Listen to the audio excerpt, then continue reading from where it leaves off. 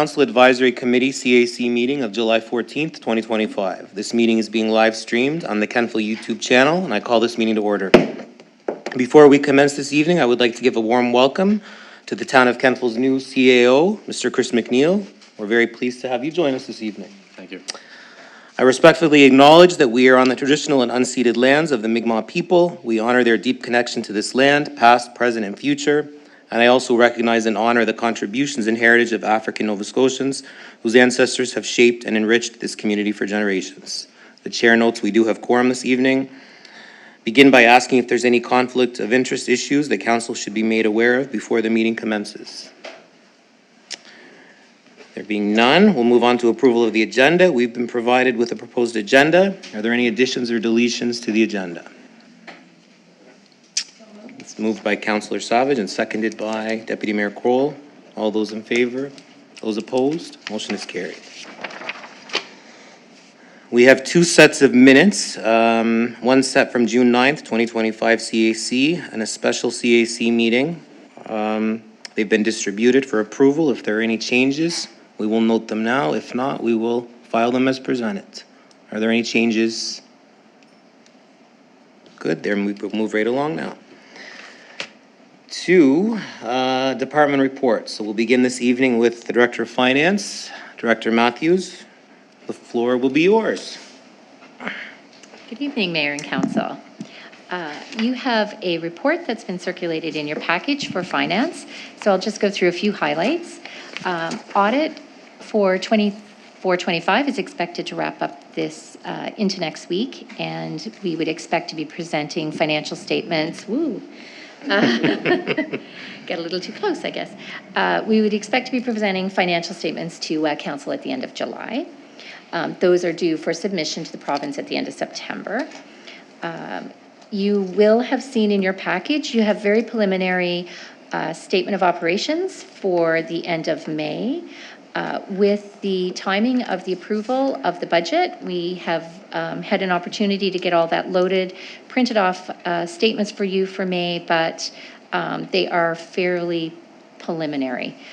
We're still working through accounting for June, and a few outstanding entries in May.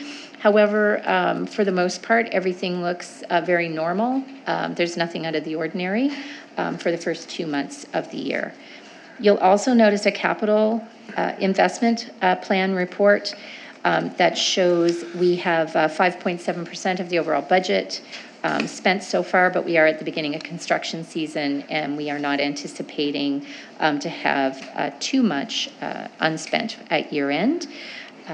It's a little too early to tell on a few major projects though. We also have included for you an update on where we are for tax collection.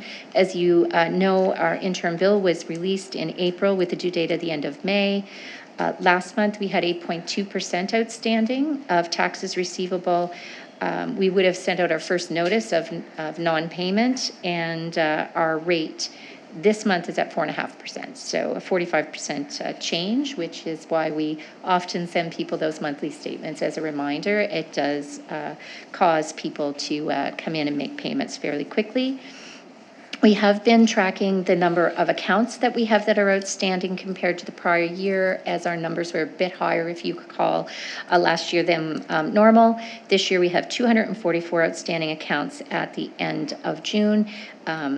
And the prior year it was 227, so not significantly different, and our average is down a bit. Our average payable is down a bit this year, so even though there's a few more accounts, the average cost is less. And those are the areas I wanted to highlight, but I'm open to questions if council has any for me. Thank you very much for that. Are there any questions for Director Matthews based on her report? Councillor Savage. Okay. Mayor, through you to Director Matthews. The reason why I asked this question, the CAO had sent out some information around PBSC and how many appeals there were and in the last year. So if somebody appeals taxes in January of this year, Right. it does not become reflective until the ensuing year, or is it in that same tax year? It depends on the effective date. So if they put an appeal, you mean in this calendar year? Yes. Yeah, usually it would be the following year, but they may have an effective date that's for the current year, and then we would reimburse them for current year and change for next year. So would we, sorry, go ahead, sorry. No, it's kind of multiple scenarios depending on when it went in and when they go through the process, so. Okay, so would we have some knowledge of that at this juncture, what that means for us? We know at this juncture there are 4 appeals that have been approved. And of those 4 appeals, they would be for residential, because they would be mostly apartment dwellings. And Okay. it is about $7,800 in tax revenue. Okay.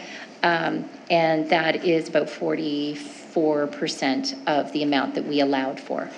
Oh, great, all right, Yeah. thank you. Yeah.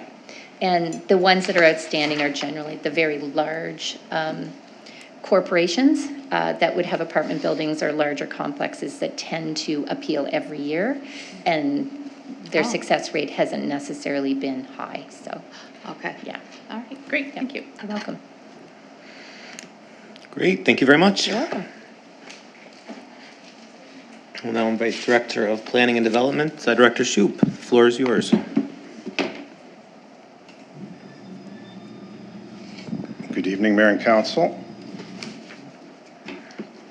So with referring to the report that was provided in your package, I have a looking forward section. So now that the budget has been passed, we're pleased to have an additional development officer to help with our in-house plan review.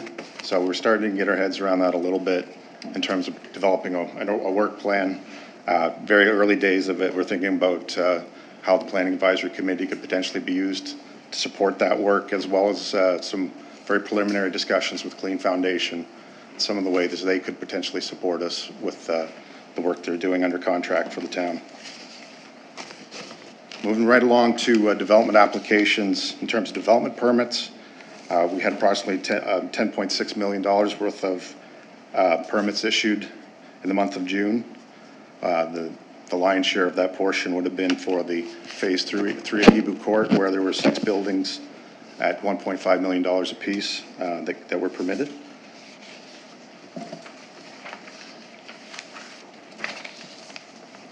In terms of planning applications, there's 2 which appear later in the agenda tonight, so I won't touch on them too much, but the rezoning application for 157 Main Street is one of them.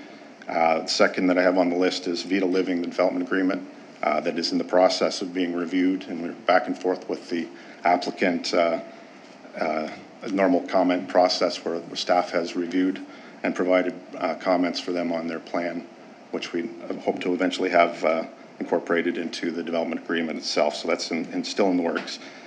What else do I have? That's right, the limited commercial C3 zone was approved by council in June as well. So we're the appeal period ends for that on July 18th. So we're almost to the point where we can submit it to the minister. That's right, for the C1 zone, we had the public participation meeting back on June 17th, and that appears later in the package as well. So we can certainly discuss more then or now, as council wishes, or if the committee wishes. And lastly, the Bell Mobility Tower, they're still in their public participation phase, and we expect to hear back probably later in the summer on the course of the work. Very brief notes for community and economic development. The VIC is now up and running. We have a full-time seasonal manager as well as a part-time assistant there. And we also supported the Devil's Half Acre Pride and Prom events in June, so we had a busy June. Happy to respond to any questions there may be. Thank you very much. Any questions? We've got one. Councillor Maxwell. Thank you, Director. I'm just wondering what the public information process, the consultation process for the Bell Mobility Tower looks like. Like, are they having renting out a space and having the public come in, or what does that look like? Through the chair, my understanding with that, it was primarily a mail-out campaign where they contacted residents within a certain number of meters, and I can't remember if it's 90, of the proposed site, as well as newspaper ads. So I don't think they're doing anything direct like a meeting with residents. Okay. But that's my understanding, those are the two means by which they garner feedback. Okay, thank you. Councillor Savage. Thank you, Mayor, through you to Director Shoup. I just have two questions. The work plan that you're talking about and then involving the Planning Advisory Committee, once that's up and running, will that work plan sort of commence with changes to the LUB and MPS or recommended changes? Is that sort of where you'll start and then sort of pivot from there, or? Mr. Chair, I would say we have a number of amendments that we've already flagged that we'd want to see carry through, but there's also likely a 2 to 3 year process where we'd be getting input from council and residents on how this new plan should be shaping. So while we already have some idea of what needs to be done, there's also a large component of that requires some public information, and through the Planning Advisory Committee and groups like Clean Foundation, they can support that work as well. Okay. Can Great. help staff out with that kind of. Okay. Another question that I had was with regards to, I know in your report it says no subdivision applications and/or no site plan approval applications were received.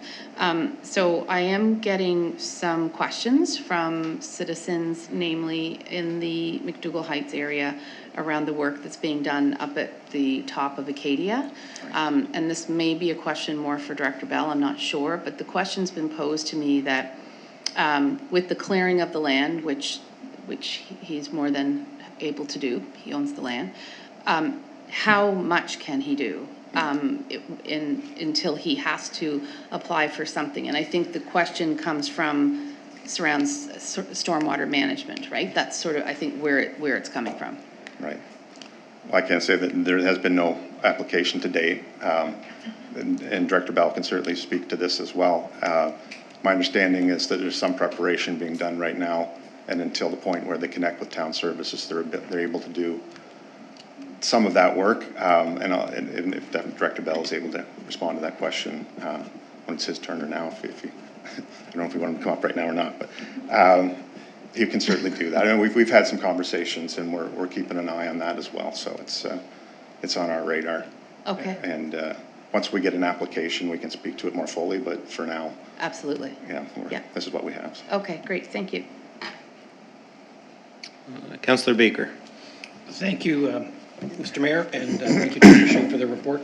I'm just curious, the Devil's Half Acre went off without a hitch, according to the Chief of Police. I'm just wondering if we have any metrics around growth or economic benefit, or we're looking, I mean, it's still early days to look and see and ask our partners if they've benefited from it, but is that something that we're going to be measuring, or just something that we let them handle? And All right, that's something I can follow up with Lindsay Young on that question tomorrow. okay. I know they would have some sort of Attendance rate and they would look at things like that, but I can't speak to it directly right now, but I can certainly come back with some information. Thank you. If there's no further questions, thank you very much. I'll move on to Parks and Recreation, and Director Langell will present his report. Good evening, Mayor and Council. So in front of you have the staff report for June 2025. A couple of key highlights. Staff were able to secure just under $30,000 from provincial grants, federal grants, and other fundraising methods. This will be going towards special events and programming, which kind of feeds into my next point of having higher than normal activity in our pools and our park spaces. Average last year for public swims were 70. Right now we're hitting 150 to 200. So the numbers are escalating and escalating quickly. This has also prompted us to offer quick dips Monday, Wednesday, and Friday before bed. So 6:15 to 7. Come on, jump in the pool, get a quick cool down before you head to bed for the kids. So 3 45-minute opportunities, and then obviously our regular 2 to 4 free swim on Fridays. Our Aqua Fit has also gone up from 25 to 40 per class, so that's another big increase in the pool setting. For pickleball, we've had just under 160 registered, which is a lot for our outdoor spaces again. So I think you might have seen the point on page 2 in regards to about 1,500 people activated last month for June is Rec Month.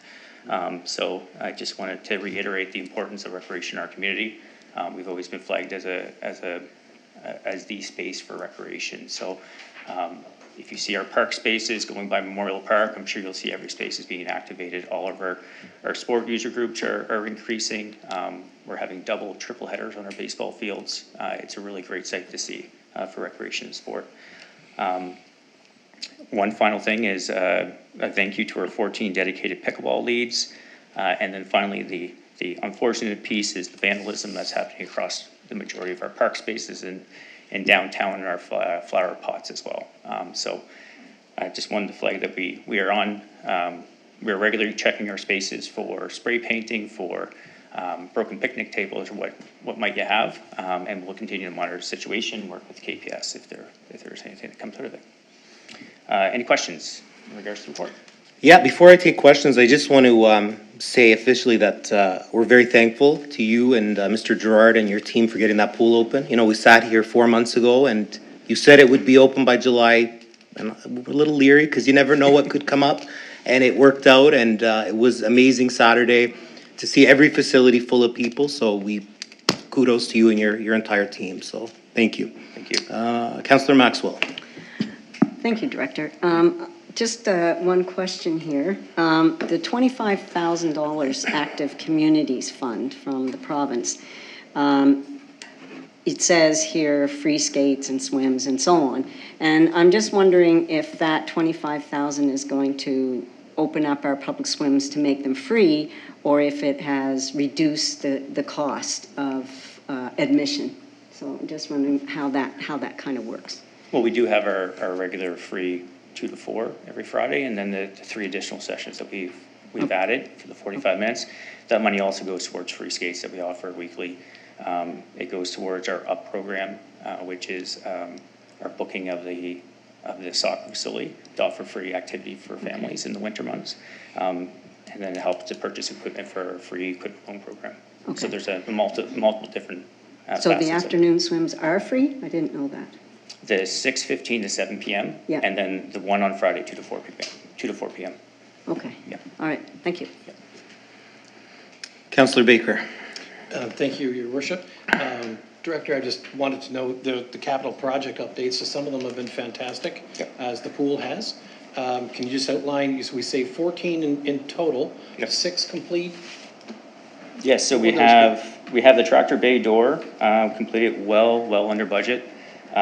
So significant Is that on savings the there. arena? Sorry. That's at the Memorial Park shed. Right. Yeah. Thank you. We've ordered all of our tables for the arena on budget. Oakdean Park irrigation is fully complete on budget.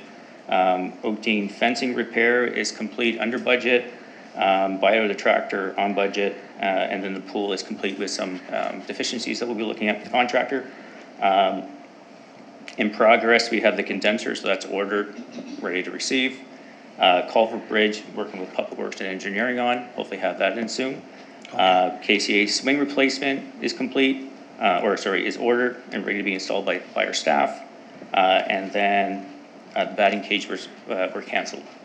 And that was, our partner decided not to go forward with the project. Okay. And then the other 4 projects just have not been started yet. Great. Thank you for that. Appreciate it. Okay, I guess you have another report, or I'll welcome up, Miss Christie, I guess. Alicia for this We'll one. welcome her up. Thank you.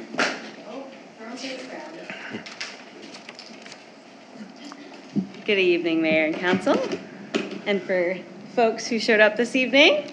I'm here tonight to speak to you and give you an update on the Hemlock Conservation Project, mainly because this is impacting 2 of our largest parks every week during the month of June and throughout the month of July. I can imagine you're all getting many questions from community, so it's my job to make sure you have the information readily available to help answer folks' questions. So I based this, if you remember, the CAO provided a report to you in May on the project as well to give you an overarching idea of what is hemlock woolly adelgid, what is happening to our parks.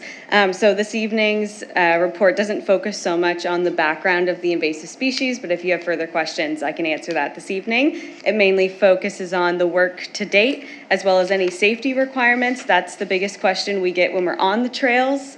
So I wanted to make sure you folks had that question, because I imagine that might be one of the bigger questions you get off the trails as well.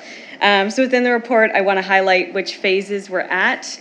Phase 1, the general measuring the trees, getting the data, getting the collection done. We have to do that annually. Trees grow, so we have to update it each year, and we can only do so many trees per year per hectare. A hectare is the size of a soccer field, is a fun way to think about how much ground we're covering. There's 47 hectares in the ravine and 33 in the gorge. So that's 33 soccer fields and 47 soccer fields worth of forest. So both of that is complete for the gorge and the ravine. Phase 2, the actual application of the pesticide treatments. The gorge is complete for 2025. The ravine is in progress. We have about 20 hectares still to go, but we average 6 hectares a day in treatment when we're on the ground.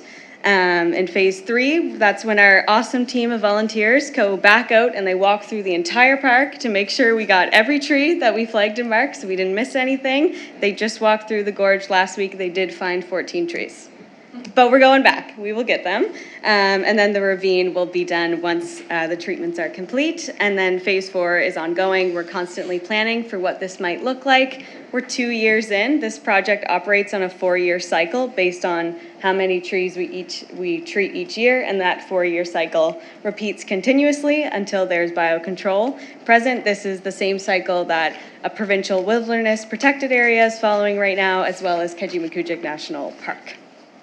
So from a safety perspective, I wanted to speak to the 2 pesticides we are using in the park, both of which are labeled in every park when we're using them, as well as my contact, our pesticide certified staff, Spencer Grantwell, his contact, his certification, all the things are available.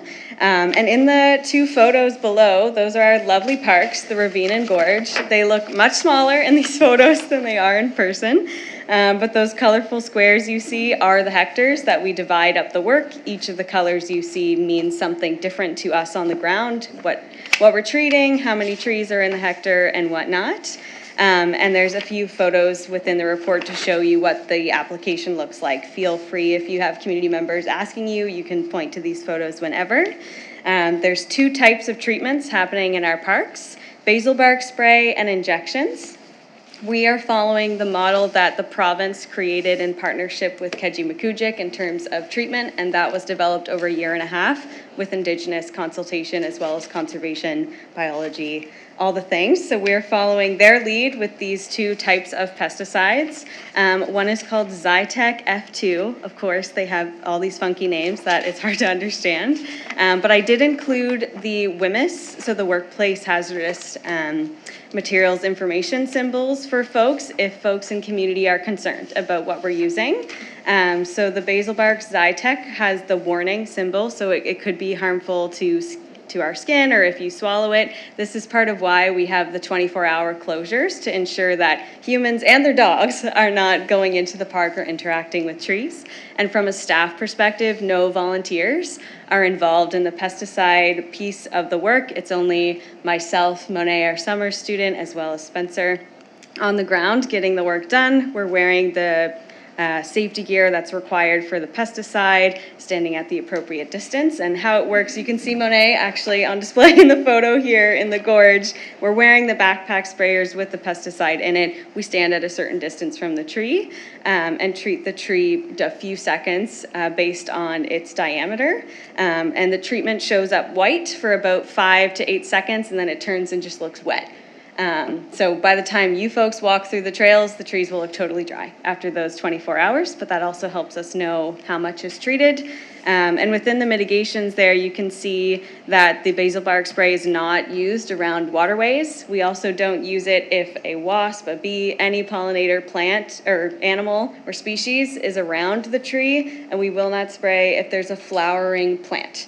around the tree. If there's a flowering plant, we have things in place to cover it, so the pesticide doesn't land on the flowering plant as well. So we try to take as many precautions. And right now, in a hemlock forest, it's very rare that you would come across a flowering plant right now in a hemlock stand. However, if we were to spray in May, there's many flowering plants at the base, especially if you walk through the ravine. You would see the lady slippers and the blue bead lilies all putting their flowers at you. So we wouldn't treat during May in the ravine for that reason.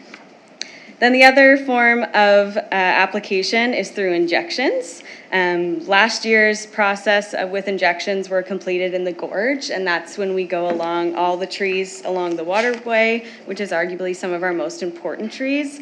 Both the ravine and the gorge waterways are entirely lined by hemlocks. Those are the trees holding up those waterways and holding that sediment back from coming into community. I mean, you folks know in the many years of living in Kentville, sediment can come through the gorge, and in our stormwater management plan, the gorge area is also identified as where sediment control. There's opportunities there for that, so keeping the trees in place is a great tool for sediment control of keeping those root systems there. So in this photo here, you see kind of this odd looking injection type thing. That's what we're using going around the trees within a 7-meter buffer of the waterway. And that includes waterways that aren't currently there, but could be if it flooded. So if you walk through the ravine, you'll see red, pink, and yellow flagging tape. Red and pink are the basal bark applications, and the yellow are the injections. So that can help give you an idea of what staff are doing on the ground. The community has been incredible with respecting the closures and asking us questions, so good on them for that. And I just wanted to add, in looking forward, staff are working on a 10-year operational process for applications that can be reflected in annual fiscal budgets. We're working with the province, we're working with the Invasive Species Centre of Canada to really understand what this looks like from a parks management perspective. KEGI is probably one of our closest partners right now in working through this. The biggest thing for us is our parks are unique. I'm learning across Nova Scotia in the sense that other entities aren't dealing with the steep slopes that we have in our parks that I imagine you're very aware of that you cannot treat by foot. So that's a journey for 2026 of how do we treat the trees with ropes and harnesses, because the slope trees are arguably your most important because they're holding up the slopes. And the beautiful thing about the ravine is it's actually older than when Kentville was incorporated itself. Kentville was incorporated in 1885, and some of the oldest trees, so that's only 140 years ago, if I'm doing my math right, and some of the oldest trees there are over 250 years old. And I brought props because show and tell is fun, so Councillor Baker, I'm going to get you to hold this, and I want to show you the diameter of the largest tree in the ravine is, we're almost there, this large. Wow. Would wrap around the largest tree in the ravine. It's pretty great. It's pretty beautiful down there. I know you're very aware. Now I have to do this. I'm going to roll it back up. But I just wanted to give you that context. It's pretty incredible that Kentville's been involved in this work. And if council is ever interested in learning more about it or seeing it on the ground, know you're always welcome. We're happy to walk you through the parks, talk you through the process. And if you have community members who are looking to learn more information, feel free to share our emails. Happy to educate people. And I will say, so many residents have been stopping us and say, thank you for the work you're doing. I actually reached out to someone and I've treated the hemlock trees on my property. So we have, right now, there's just over 2,400 trees that have been treated in Kentville. Will be over 3,000 by the time we've completed the work in the ravine. In comparison, KEGI has completed 6,000 trees in 3 years. So us almost doing half the amount of that in 2, I think is a huge accomplishment, and knowing that our community has joined us in the work and protecting theirs as well. So who knows how many trees are actually protected in Kentville at this time. And as the further report said, this is our solution. It's a short-term solution. We don't want to be doing this forever. The hope is that biocontrol comes into play. The also very real reality is our parks are heavily infested, especially if you go to the top of the ravine right now, it looks like snow. is in the tree, especially around the picnic table area. And once a tree is infested, it's almost guaranteed gonna die within 3 to 15 years. So with our parks being 80% hemlock trees, 80% of our parks being entirely dead within that time would be a pretty scary sight. So this is our short term, and as soon as we get more information, staff are prepared to switch gears as needed. So you folks are along for the ride, and we're gonna keep giving you as much information, but know if you have questions, please reach out. We wanna make sure you have the tools to communicate that back to community as well. That's the report. Thank you very much. Any questions for Ms. Christie based on that? Councillor Savage. Thank you, Mayor, and through you to Alicia. Thanks for your report.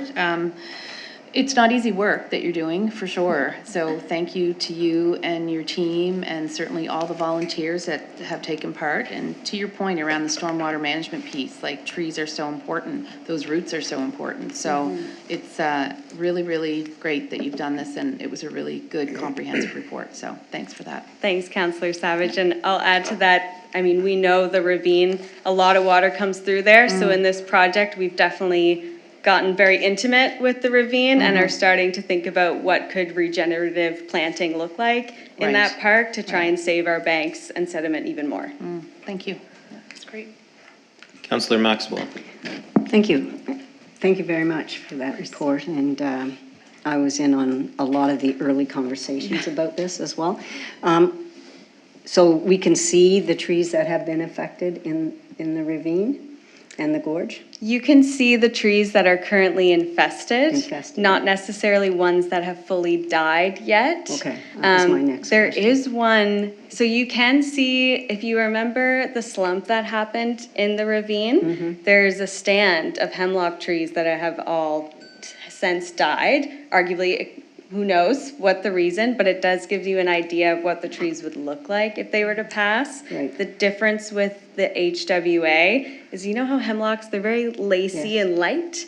When HWA kills them, all their tiny little branches remain. So it is a large concern for wildfire. If we left, it's not course. just the main branch, it becomes all the little, what's the word I'm looking Like for? needles? My brain's like, you know, when you start a fire, kindling, there we go. I was like, what's the word? So that's sort of what's left on the tree. We have not seen, no, I shouldn't say that. There's one tree in the gorge that we know has passed away from HWA, but so far that's the one we're monitoring. But the ones at the top of the ravine, those very large, beautiful ones, you can see the infestation from the top to the bottom. So we're monitoring those, and they are getting treated this year. Okay, so the hope is treatment that may reverse some of that. It may. Okay. When it's that heavily infested, Right. it's uncertain. Right. But the hope is that it will. Yeah, thanks. Thanks, a lot. Councillor. Councillor Baker. Thank you, Your Worship, and through you to our it was coordinator of strategic initiatives. Thank you. God. Whew, thank you. It's okay. Thank you. So I appreciate the work that's being done, and it's great that folks are saying that they're doing it on their own too. Is that something we can be prepared for package-wise? Let's say if you have hemlocks on your property, because it's not restricted, forests are not restricted by boundary lines. Is that something that Kentville that we should be prepared for? Yeah, through the chair, Councillor Baker, that is provided on our website. Yeah. If you search kentville.ca/hemlock, within that page, it gives you information about the invasive species, and it also lists our partners. And if you have any on your property, here's what you can do and folks you can reach out to. Often it's partners like our Medway Community Forest Co-op, the Healthy Forest Consultation, or local arborists who could help you. Right. And there's new entities stepping into the work that we try to pay attention to as well. So if folks ask, feel free to send them to our website. If they search Kentville Hemlock, it'll show up. Okay, and that's great. And so is there a mechanism by which we would know which trees have been inoculated on private property, or it's just? That's a great question. Not currently. Okay. Something to think And about. it's something to think about in the sense that there are other invasive species on trees as well. So if you're to monitor one on private property, you might have to think about monitoring other ones. But if that's something that council wishes to see, by all means, staff can work on things like that. I just think of the erosion that's happening in, I guess that's Palmer subdivision. A lot of those trees, you know, are at risk, but they're all on private property, and a lot of them are hemlock in there too, so. Anyway, that would be a good follow-up. I'll follow up with you later. Thank you. Perfect, thank you very much. Thank you. Up next, we have Police Chief Smith. Good evening, Deputy Clerk, CAO. Welcome, new CAO, to your first CAC meeting. Council and Mayor. Tonight I have for you the May report for the police service. If you should have had a copy, I think we might have given out June by mistake, but it should have been May. I'll just highlight a few things on there. Calls for service have been increasing over the last few months, along with criminal code charges.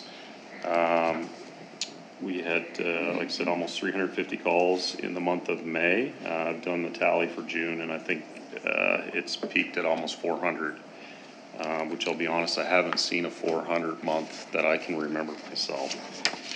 I have noticed an increase in our impaired driving charges.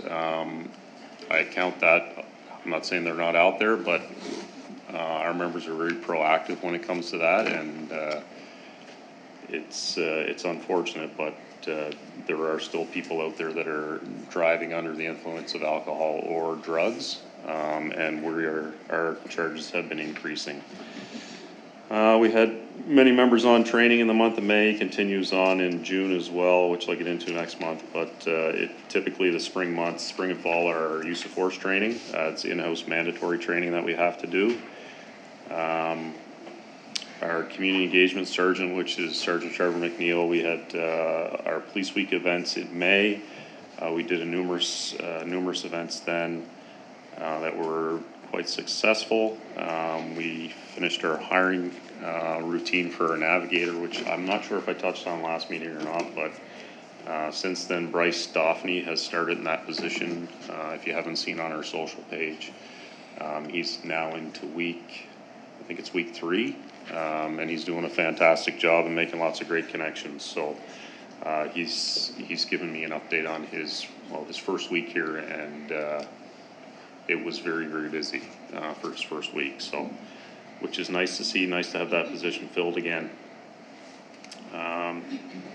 One thing I will add is we applied for a grant. Police services don't typically apply for many grant applications. I'm not sure if things are changing, but we did apply for a grant application through civil forfeiture, which we were advised there 2 weeks ago that it was granted for $17,000. We'll discuss this more in Police Commission on Friday, but basically we're looking at a youth program for kids ages 12 to, I think they graduate out at 18, to get them more involved in, we're looking at diverse communities to get them involved in policing, get them in the door so they can feel comfortable, get to know what policing is about, people that may be interested in a career, that may not have that opportunity to do so. Other agencies have done it. Halifax has a program which is quite successful, and we're kind of mentoring ours around that. So we look forward to do more work with that. It's a big project, and it's the first that I'm aware of that we've done in Kentville. GIS was active with 11 investigations, a few search warrants. SKU was away, our street crime enforcement member was away on a 3-week child internet exploitation course. And that's basically the highlights. Apple Blossom, Devil's Half Acre, they both went off with not too many issues. They do come with a price tag, so I just wanted to highlight some of that. Halifax Regional's assisted us for 30 plus years. We've been involved now with, we have members from Bridgewater that attend. We have members from Annapolis Royal that attend. I think that's it. And we assist each other when they have their festivals as well. But just to highlight some of the numbers for Apple Blossom was just shy of $9,000, and that includes basically overtime costs for our members. I will add that the member that comes from Bridgewater, the member that comes from Annapolis, the members that come from Halifax, they don't send us a bill, which is phenomenal on their part for as long as they've been doing it. And I hate to say it, but I can't think of a time Halifax has reached out to us for us to come help them with an event. However, we still go help Bridgewater and Annapolis. I mean, just the Halifax members alone, we'd be looking at, you know, in the vicinity of, and I'm lowballing this, probably $7,000 if we were to pay for their overtime for coming to assist. So a huge shout out to those agencies, obviously, and appreciate their assistance with our Apple Blossom Festival. Although it went off without a hitch, you prepare for the worst and hope for the best, right? So, yeah. Anybody have any questions on my report? Any questions for Chief Smith? Councillor Savage. Thank you, Mayor, through you to the chief. Yep. So in one of the previous reports, there was the mention of the vandalism that happened up at Oakdean Park. And so I'm just wondering if there may be ways, and this is probably something we could chat about at Police Commission, but I don't know, I think back to something like Neighborhood Watch, things like that. Like, is there any way members of the public, citizens can, in a safe way, but become involved with the community in as much as so these things don't sort of get out of hand or keep happening? Yeah, I think like there are those types of programs out there. They're not like they used to be. Right. Like you always heard of the community support groups, Neighborhood Watch, those kinds of things. The biggest thing I would say, Councillor Savage, is we have so many people that will call in 2 days later or the next day and say, we seen this or we had this happen, instead of calling when the incident happens. When it's happening. And if we could encourage them to call at the time of the incident, it would really help. Yes. I know we've had discussions with REC about the possibility of cameras in the past. I don't know if something like that's a possibility. The areas are very secluded, very dark. Of course.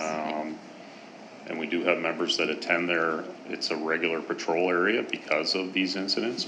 Unfortunately, if you're not there when they're there, Sure. it's hard to catch. Okay.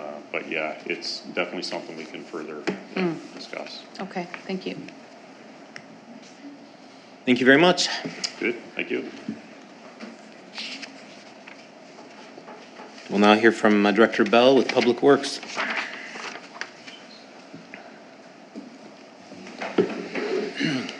Good evening, Mayor, Council, and CAO.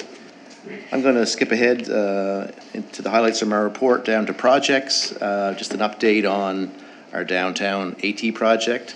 The sidewalk contractor will resume work.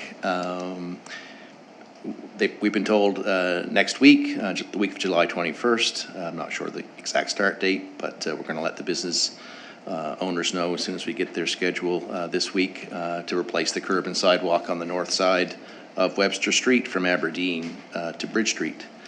The Grid Main Street Storm Sidewalk and Paving Project has been awarded, as I mentioned, I think at our last operating budget meeting, to Dexter Construction Limited, and that project includes the much needed replacement of a large storm sewer on Main Street between Aberdeen and Prospect, and is scheduled to begin in the next few weeks.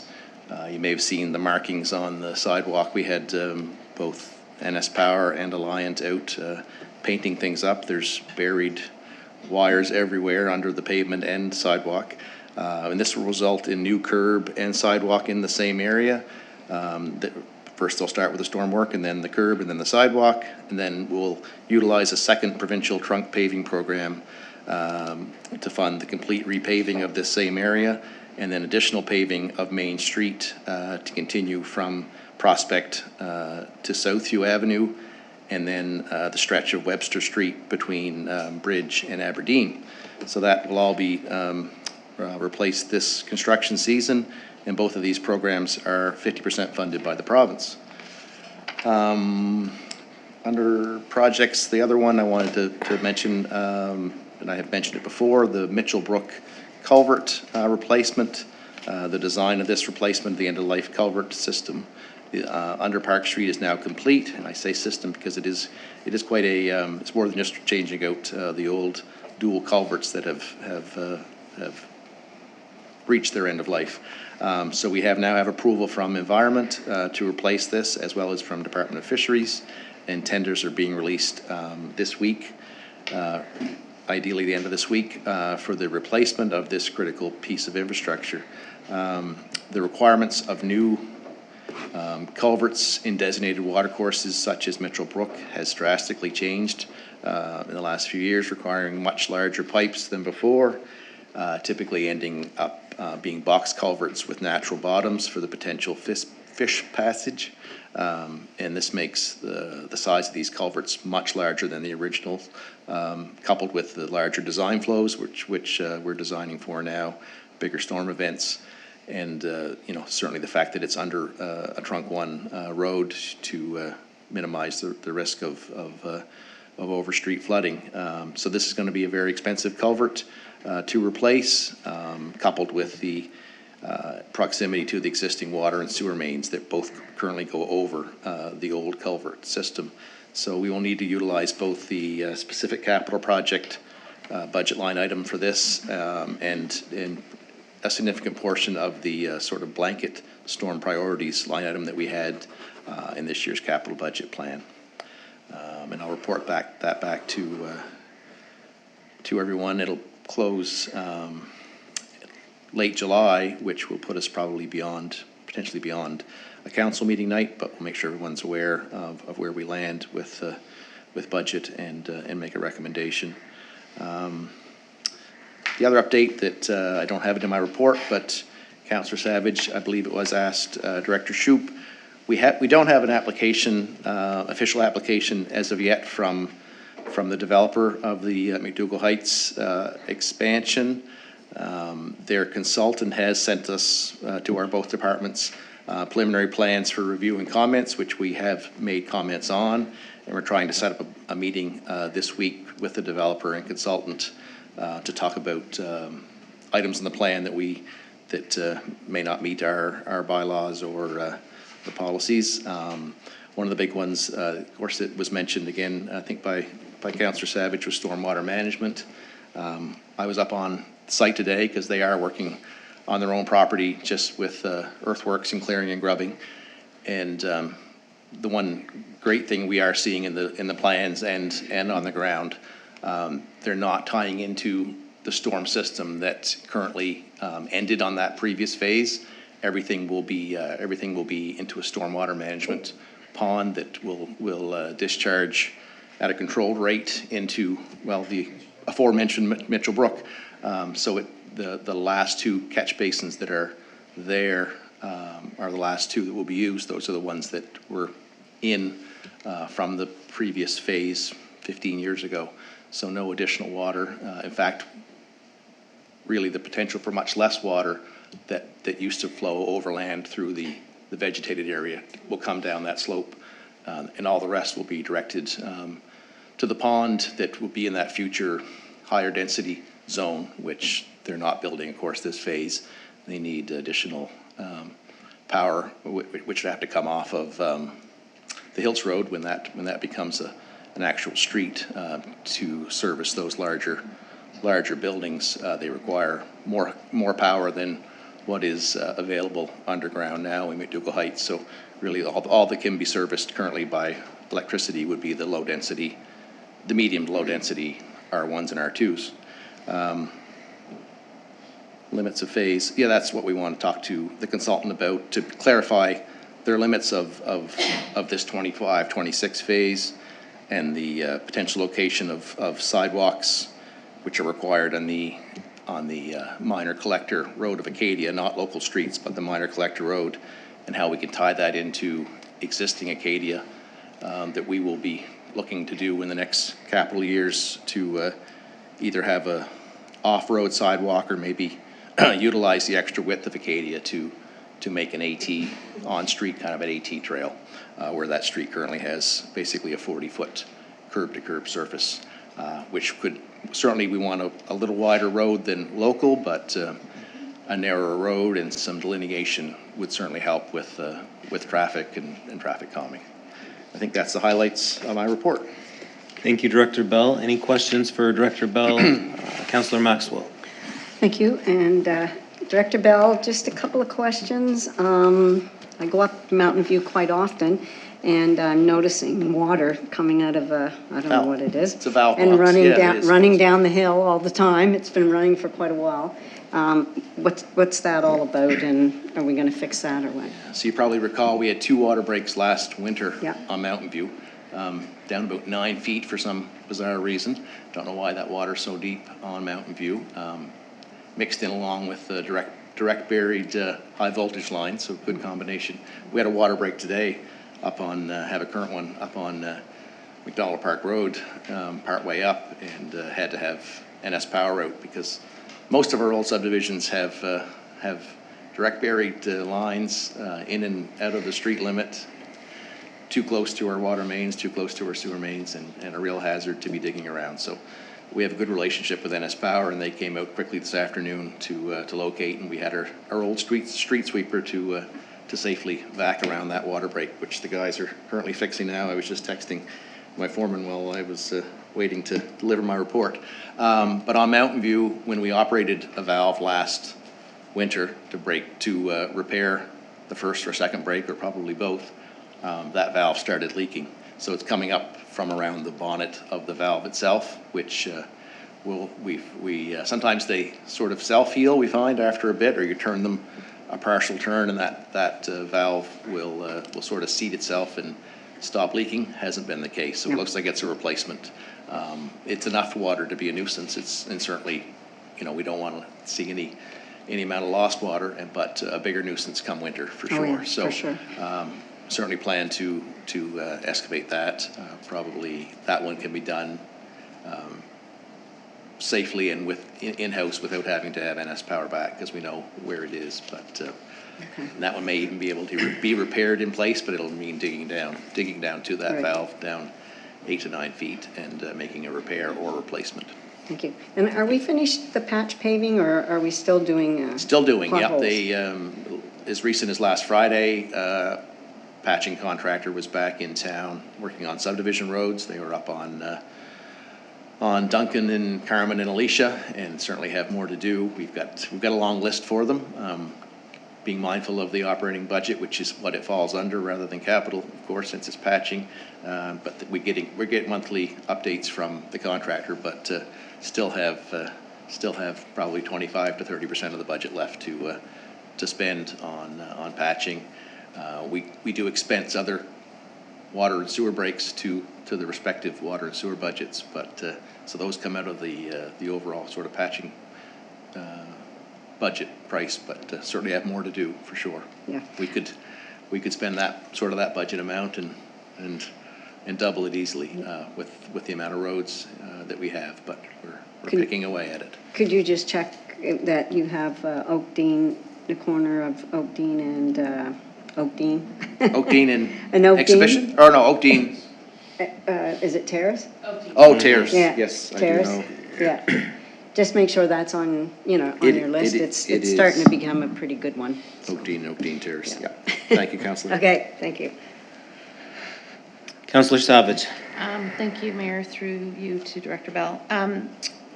So it just made me, now that Councillor Maxwell asked about the patch paving, the patching has to go under operations, does it not? Is there any way it could go under capital? You can't?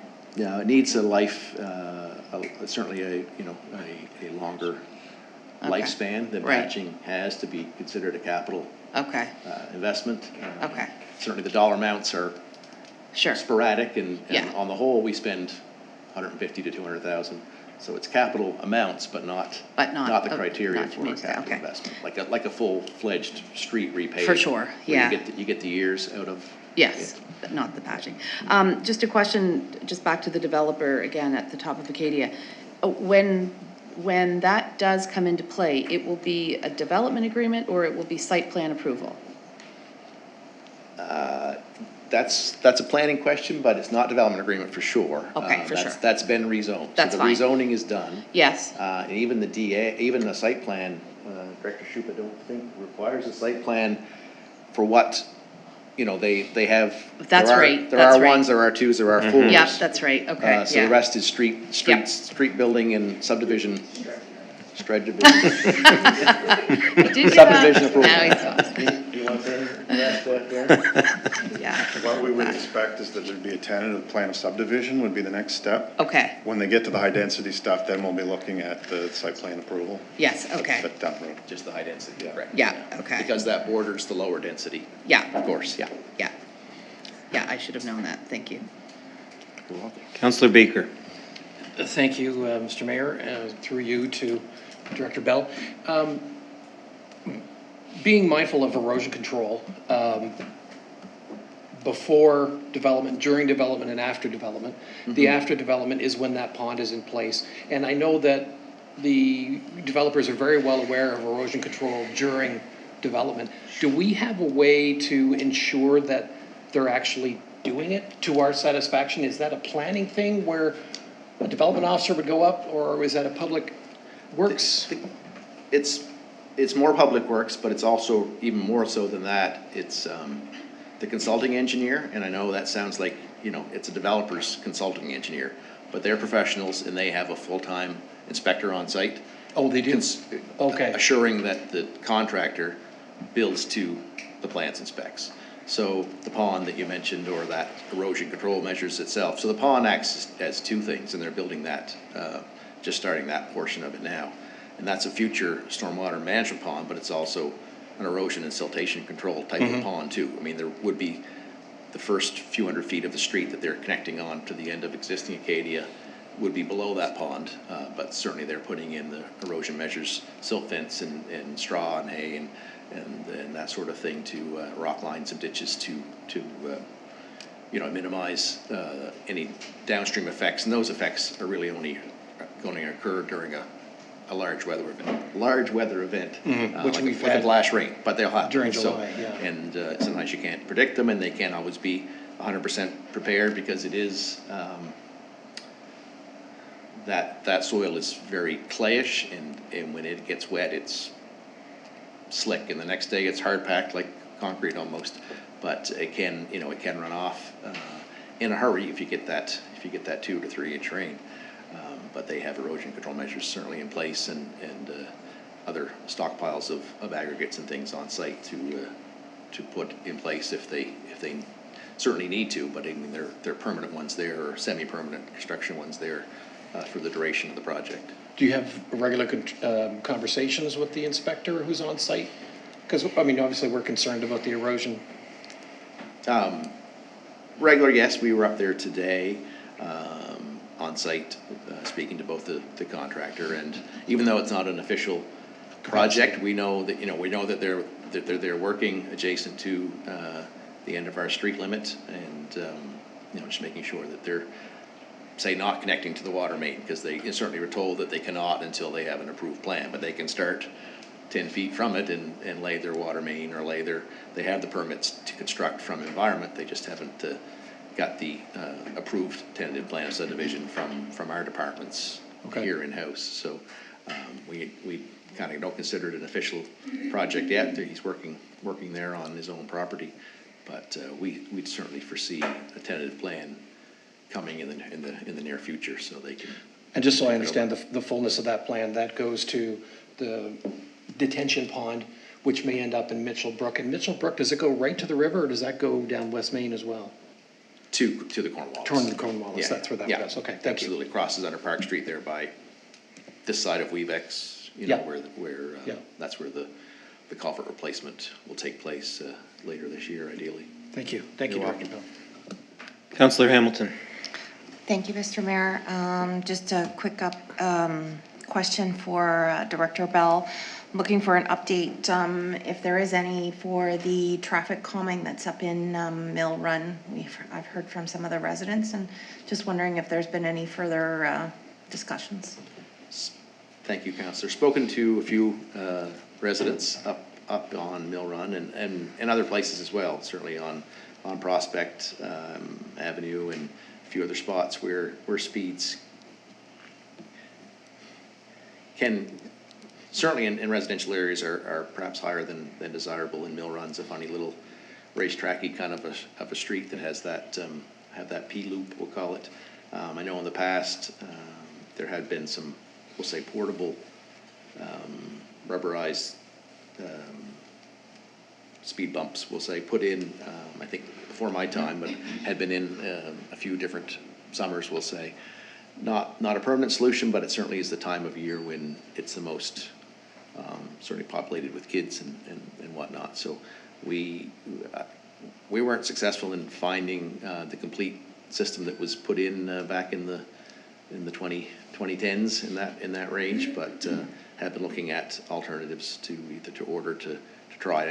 I think Mill Run is a great spot to test that out, to see if that's something we want to try elsewhere, as opposed to speed humps, I guess, which are a little different than speed bumps. Speed humps, I know there's a few subdivisions in Wolfville that have tried speed humps. I was actually involved in one of them before I was here at the town, and they installed that after I got here, I guess. But it's a longer, more run out design than a speed bump that you would see in a parking lot like Home Depot. But speed humps are effective as long as they're done in a way to reduce people from catching air and using them as jumps, we'll say, to instead encourage them to try to see how fast they can get their car going to come down the hill. But I think they have been successful in Wolfville. We will look at that, but certainly the rubberized ones are what we want to try on Mill Run. And just a follow-up for that, do you have any timeline on that? I don't, but I can get you one for sure. I'll see if our project engineer had success in finding either the rest of the components to repurpose the one we have, or if we have to buy a whole new one and what that cost is. But I think it's a worthwhile one to try again, since it was, I think, fairly successful 8 or 10 years ago on the run. So I'll get you that update, Councillor. Thank you very much. You're welcome. Thank you very much, Director Bell. Thank you. Have a good evening. Thank you. So we've received staff reports, they'll be filed. So I guess staff, thank you for your attendance and your reports. Thank you very much. So we'll move on now to old business. We have a recommendation here regarding the C1 amenity space and parking requirements. So this was introduced at CAC in April. We had a public participation meeting on June 17th. So this recommendation would be that council give first reading to amendments to the land use bylaw for the, do you want to speak to this again? Or If you have it covered, Mr. Mayor, I'm happy to. I do have presentations ready if that's required, but if it's not required. Okay. Does council want to get a presentation on that again? Okay. Yeah, I think we're good, but I appreciate that. And maybe we might keep you there in case somebody has a question again, but, so the recommendation is that CAC recommend to the July 28th meeting of council that council give first reading to amendments to the land use bylaw for the general commercial C1 zone, which would allow the development officer to waive amenity space requirements of a project if it is within 400 meters route of a public open space, and remove parking requirements for residential units. Councillor Savage and Councillor Andrew. Is there any discussion on this? Councillor Baker. Thank you, Mr. Mayor. Director, was your report mentioned that the National Building Code trumped our bylaws? How does this affect? I didn't quite get a chance to understand exactly the recommendation and how the National Building Code affects it. Through the chair, I'm happy to answer that the best I can. Again, not a building official, but we did get some updates from them, which was hopefully helpful. In this case, we were looking at two things. It was parking requirements for accessible stalls and the requirement for accessible units within a multi-unit building. So we'll cover the last one first. So the way the code reads right now, if you're putting in 0 to 24 units in a building, up to that point, you don't require any accessible units. Beyond that, 25 and above, you require at least one. So that speaks to a certain amount of it. The second part was for parking. In this case, there's two scenarios. If you provide any accessible units, so if this is like a tailor-built development where you have 6, you would then require 1-for-1 ratio. So you require 1 parking stall for each of those accessible units. Otherwise, the other one, in the case where you have between 1 and 10 parking stalls, you're required to have at least one accessible parking stall for that. So that was the basic breakdown that we got from the building officials, and hopefully that's a little helpful. We can certainly look into this more in terms of, and we can also build it and bring in building officials who can speak a lot more clearly to these issues than I can, whereas this is secondhand information coming from me. So, but those are the two areas that we were requested to look into more information. So that's why we chose those. So if I understand this, I apologize, Chair, to the Director. If the building has over 24 units, one of the units must be accessible, and if they have an accessible unit, they must provide accessible parking, which kind of makes sense. Correct. Right? What is the proposal here? Is to eliminate that requirement? The proposal, we're given a range of options. What staff has recommended is that we remove all parking requirements for the C1 zone. Again, we've had a letter from KBC, from the Kentville business community, who spoke against that. And that's part of what council can consider as it goes forward. But that was the gist of our recommendation for this portion of this application, this internal application.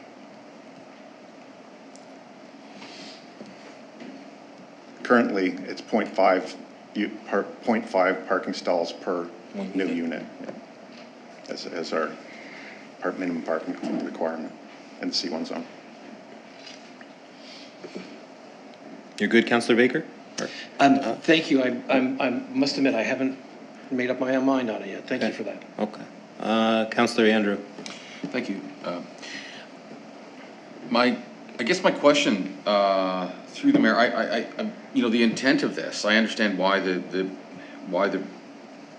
overriding regulations are what they are, but our intent really is to do with growth and development of our downtown specifically. And I think, and I don't know if there's a way to, to kind of, maybe the problem is this isn't specific enough. I know it's specific in the sense that it's the zone is specific, but that, when we talk about it, I think we all have a picture of those upstairs spaces in our downtown, and that's more specifically. So that'd be my question is if there's a way to be, so that we're not, gonna have this, be running into bigger authorities than ourselves that are gonna say you're not able to do this, or you're running into, maybe there's a way to do it, because I think we have a picture and we have an intent here that is a little more specific than just the C1 zone. Thank you. Yeah, and I don't think in those buildings downtown you're going to get 24 units. Never. In any of them, so I wouldn't, concentrate on that. The idea was, though, that from the developers that do have properties downtown, is that they have to give up a percentage of the space to allow for amenity space. That was kind of the big piece first. Mm-hmm. And a lot of them obviously don't have parking because they were built just on a plot of land. So, we have an option now where we can work with these developers and try to fill these upstairs buildings, because most of them are vacant if you walk around. Give them the opportunity. There's been many that have reached out in the last 3 or 4 years. We can work with them and try to make it a little easier, or we can just leave it status quo and you're going to see empty buildings downtown. So it's really a decision of council which way you want to go. This particular motion right now is just to send it to council and then to schedule the public hearing if first reading is approved on July 28th. So you're still not making an official decision tonight. You're just kind of going through the process. So, Councillor Maxwell. Yes, thank you. I don't know who can answer this question, but I think it's important that we allow the building owners to have some space rented out upstairs. I think we need that type of housing in Kentville. I don't see it being flooded with people with vehicles, but we do have lots that are pretty vacant in town. So like over behind the law courts, that perhaps we could designate some of those spaces, those parking spaces for around the square if we need to. I think that there are places downtown for parking, and yeah, you might have to walk a little bit, but you know, that shouldn't be a problem, and if it rains, you can use an umbrella, and if it's snowing, you can use a hood or an umbrella.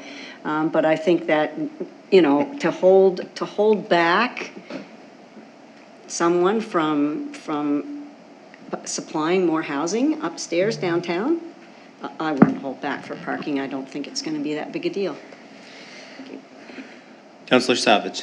Thank you, Mayor. Yeah, I will be supporting this and moving forward to first reading on July the 28th. And to echo what Councillor Maxwell's saying, I don't think the parking is going to be an issue either. And folks that have these apartments above commercial units, they've got to get rented out, and it's time. We need it. So, thank you. Thank you.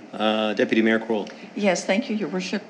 Through you to the Director, do you have any idea when the last parking study was done in Kentville? We've had a parking study done many times over the past decades.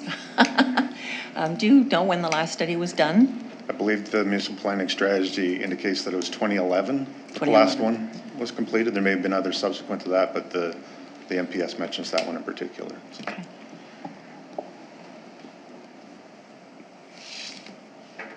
Okay, I guess there's no more discussion. I'm going to call for the question.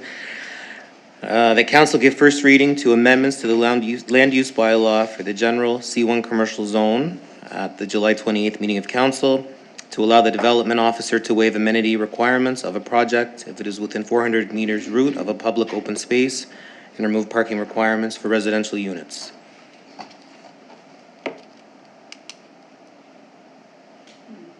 We got a red line.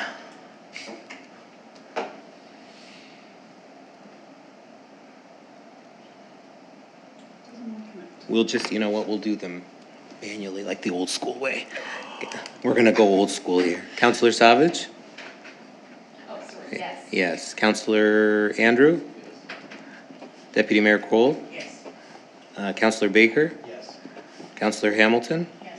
Councillor Maxwell? Yes. And I say yes, the motion is carried. Thank you very much. The next one is the amendment to the land use bylaw regarding the rezoning of PID 554-67070, known as 157 Main Street. So a public participation meeting was held on July 10th in council chambers, and notification was sent out in the June 27th Chronicle Herald, as well as the town website on July 8th. There were 10 people in attendance, including 7 council members. So you've reviewed this and been presented with it. The director's here, so if there's any questions before we put the motion on the floor, I'll open the floor to questions if you need any more clarity. I guess you're off the hook on that one.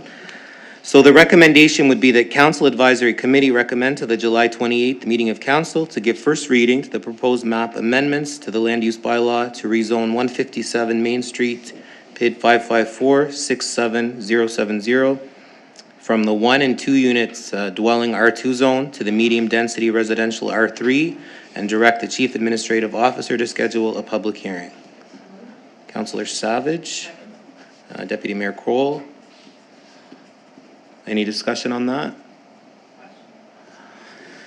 The Council Advisory Committee recommend to the July 28th meeting of council to give first reading to the proposed map amendment to the land use bylaw to rezone 157 Main Street, PID 554-67070, from 1 and 2 unit dwelling R2 zone to the medium density residential R3, and direct the Chief Administrative Officer to schedule a public hearing. And we're going to go old school. Councillor Savage. Yes. Councillor Andrew. Yes. Deputy Mayor Kroll. Yes. Councillor Baker. Yes. Councillor Hamilton. Yes. Councillor Maxwell. Yes. And I say yes, the motion is carried. We now move on to new business. Kentville Business Park taxation. So currently properties that are located within the Kentville Business Park are taxed at a commercial rate equivalent to the commercial tax rate that exists within municipality of the County of Kings. And this rate is set at 2.287 before the area rates and levies are added. So It is felt that the purpose and role of this initial lower tax rate for the Kentville Business Park has now run its course. As the park is full, I believe there's one lot left. I always forget that. Therefore, going forward, the proposal recommendation is that the town consider repealing the current special legislation so that businesses located within this area would pay the same commercial rate as other commercial businesses within town boundaries. So if this is approved by council, a request would be submitted to our local MLA to introduce legislation in the House of Assembly in the fall of 2025 so that changes could be implemented for the next fiscal year on April 1st, 2026. So right now, our commercial tax rate in Kentville is 3.2962. So you're looking at about $1 increase in the park to match with the rest of the commercial businesses in Kentville. And we generate about $460,000 in additional revenue. So I guess, you know, when you look at this, this has been I think in existence for, I'm gonna look at you, 40 years or so. And again, the idea at the time was to fill that park up and it worked. So this change would come into effect, obviously, in the 26-27 year. So are there any questions about that before we put a motion on the floor? Councillor Andrew. Do we happen to know, offhand, what the commercial rate is for the county? I think it's the rate that they're paying now, the 2 points. It is that. Yeah, I and that was- believe. 2.27. Yeah. Yeah, and that was why that rate was chosen, I assume. No, I at don't the think time, so. I or- think it was chosen years ago. Is that the reason why it was chosen, to match theirs? So it always matches theirs? Is that what okay. Okay. So I guess to fill it up and, yeah. Councillor Baker. Thank you, Mr. Mayor. And just to follow up on Councillor Andrew's question, the services that are provided in the county, I take it they're different from the services that are provided within the business park in that there's town water, town sewer, and policing. Is that accurate For our business park? for our business park? Yeah, well, it would be our services are I'm provided just there. trying Yeah. to compare apples to apples, Mhm. because if you're in the county, you're not getting necessarily those same services. On a different issue, I would support an increase to bring it up, but I think as a business owner, I'd probably expect it to be stepped, or would prefer it to be stepped than all at one time. So I might support a gradual increase rather than an all at one hit. And obviously, a business owner would get notice of what those increases might be and what the time span might be. I guess we could, first of all, put in the request to have that legislation changed, and then we're gonna set the rate, obviously. Am I correct? We could set the rate Ourselves? in April or, yeah. Yeah, so Mr. Chairman, once the legislation is repealed, council can set the rate whatever they want. Great. So if you wish to phase it in or over 1 year, 2 years, 4 years, whatever you wish, that's council's decision. Okay, Councillor Savage? Thank you, Mayor. So I think with our operating budget as it was presented this year with a large loss, and certainly we had to take from reserves to balance it, I think it's very timely.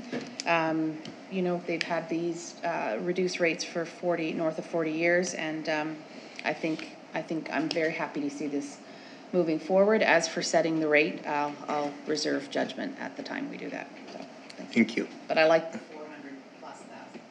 Yes, we all do. Yes. Okay, there being no more questions.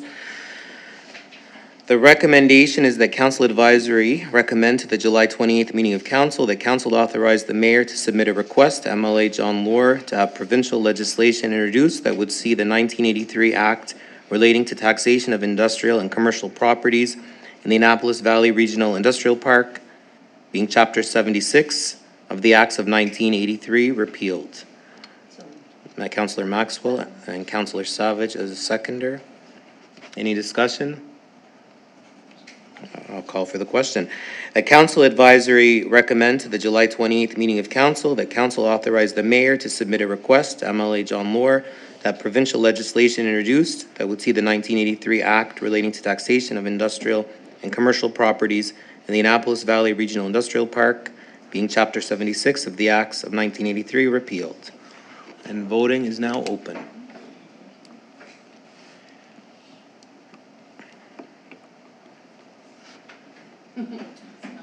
Oops, you just gotta, first time you gotta hit it a couple times.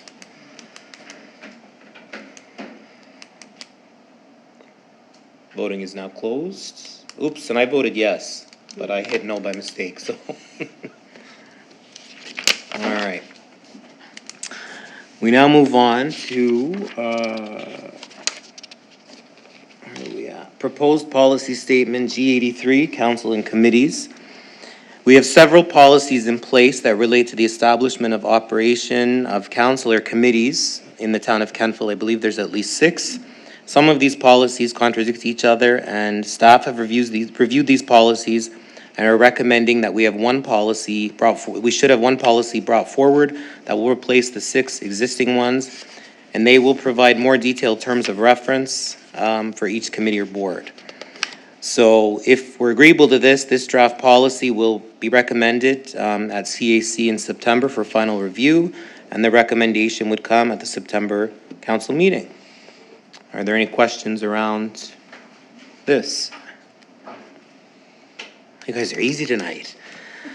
So the recommendation would be that CAC recommend to the July 28th meeting of council that council request staff to proceed with the finalization of policy.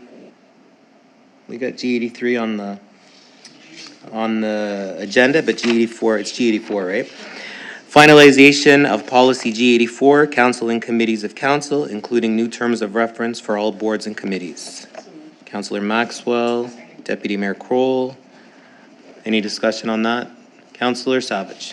Thank you, Mayor. I just wanted to say I think this is great. It's about time, and I like it. Yes, very efficient. That's great, thank you. I wrote it. No, I'm kidding, I'm kidding, I'm kidding. Joking. So I'll call for the question that CAC recommend to the July 28th meeting of council that council request staff to proceed with the finalization of policy G84, council and committees of council, including new terms of reference for all boards and committees. And voting is now open.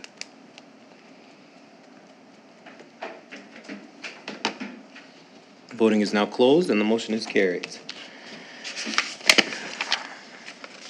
And the final piece here, council adopted 2 COVID-19 policies in November of 2021 related to workplace safety and council safety, with COVID-19 being basically well over with vaccines and other preventative health treatments in place. These policies are no longer needed and should be repealed. So the recommendation would be that CAC recommend to the July 28th, 2025 meeting of council that council repeal policy G74, COVID-19 workplace safety, and policy G76, COVID-19 safety policy for council. Councillor Savage, Councillor Andrew was the seconder. Any discussion on, I guess we're all COVID out. That CAC recommend to the July 28th, 2025 meeting of council that council repeal policy G74, COVID-19 workplace safety, and policy G76, COVID-19 safety policy for council. Voting is now open.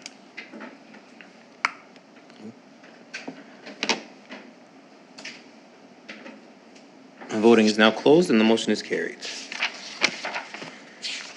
We have one piece of correspondence here from Mr. Cyril White. It's in your package. I'll now move on to public comments. We'll invite citizens to come up to the podium. You'll have 3 minutes to speak. Just state your name.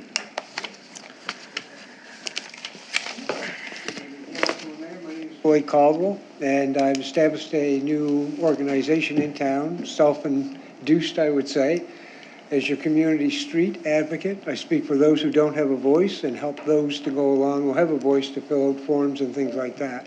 I'd like to thank Councillor Savage for attempting to give me her time. She was honest. For Councillor Andrews for giving me some extra advice, and Councillor Baker for meeting with me today for helping me go over some of the issues that I have and I deal with. I have one thing to bring to council, that is I'm bringing it forth as a community street advocate from the public. I've had the public come to me, maybe I'll estimate 100 people from different age groups and different businesses and things. And they brought to my attention about the, we all know, but the senior lady that ended up on the street sleeping in front of a homeless shelter. And your public has asked me to bring to you that they find that that is unacceptable in the town of Kentville, that should ever happen again. And myself, I've involved myself in this area. with all of the agencies in the area, including the new crisis coordinator for the police. We sat down and talked, and they're working with me and promoting me, and Councillor Baker has been behind me also. And I look forward to you also helping me and standing behind me to help me clean up the streets of this town and help those that are less fortunate in this town. And that's basically what I do and basically want to say, and hope that I can have your backing and your knowledge and information so that we can make Kentville that tourist destination that we all desire and know that it can be, and that we will clean up a little bit of an issue that we have in this town, and I'm sure that we can do that if we all cooperate and bring our heads together and help those that are less fortunate in our society. And I'd like to thank you for your time, and I really do appreciate your backing and the backing of the listening community. The other issue that they asked me to bring up, it is too sensitive to bring live before the committee, but I have shared it with a councillor. They are aware of my concerns and the public concerns in this matter, and I'd like the listening public to know that it has been brought forth and that we will go forth and try and to alleviate the situation that we find ourselves in this town. And with that, I thank you for your time. Thank you very much, Questions? Floyd. Any questions? You can, no? Good, thank you. Floyd.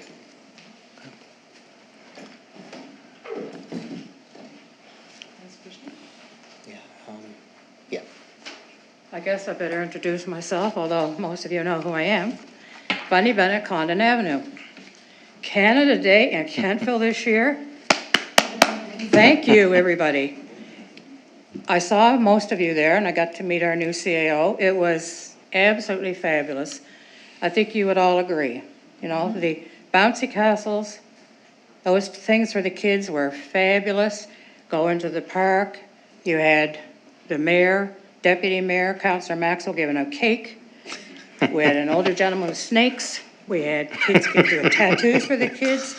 We had hot dogs and pop. We had the splash pad. You proceeded to go into a free Kentville Wildcats game. We had lapel pins, which we probably got from Cody's Blois office. Little flags, which I call them voluntarily, started taking them out of the bag. And would you like the Canada flag? When I went to walk home, I looked down the embankment by the park. In the shade, it was a beautiful day. There was, I don't know, hundreds of people, seriously. Little kids, old kids, holding their Canada flags. And it was, honestly, it was the most fabulous day. And I think you would all agree that it was extremely successful. And I hope that we continue to do that because it was a real sense of community, of pride in our country. And I think it had to be brought together quite quickly. So it's kudos to all of you who had any part in doing it because it was very well done. I don't know what would happen if the weather hadn't cooperated, you know, another year, if there could be a backup plan, if that couldn't happen. But it was just fabulous. And I just wanted to say thank you so much for doing that. One more little item, of course, you know, can't stop talking. And I think I'll be discussing this with the Engineering and Public Works Director is I've had some close encounters by the bike lane where because I'm a West Ender, I go to change lanes and it's not all that clearly indicated just exactly where we are supposed to turn right. If you go to turn right too soon with your signal light on, a car parked at the stop sign, I almost got nailed there once. You know, because if you, it's just a real bottleneck there. Another couple times I got passed on the right by people behind me because I don't put my signal light on to indicate right lane change until I'm almost past where there's a car at the stop sign. So the people behind me thought, oh, she's not going to go right, and they just zipped right by me, and I almost got nailed. So I'm just thinking there might be a better way, as simple as line painted on the road like a zero or an arrow, a straight arrow, and then one zooming off to your right in the same thing, you know, so that people would know, okay, stay straight here, now you change. Because there is a solid line there, and people aren't paying any attention, they're just zipping along, right? So maybe that's something, I did drop into the police station, and they indicated that Mr. Bell would be the person that I should speak with, so I guess maybe I'll give him a call. But I just wanted to mention it in case others have maybe found the same to be true. So thanks again for Canada Day. So happy with that. Thanks, Bunny. Thank you very much. Any other public comments? I guess there's none, so we've concluded our business. I'll call for adjournment. Deputy Mayor Kroll and Councillor Andrew, all those in favor? We're adjourned at 7:30.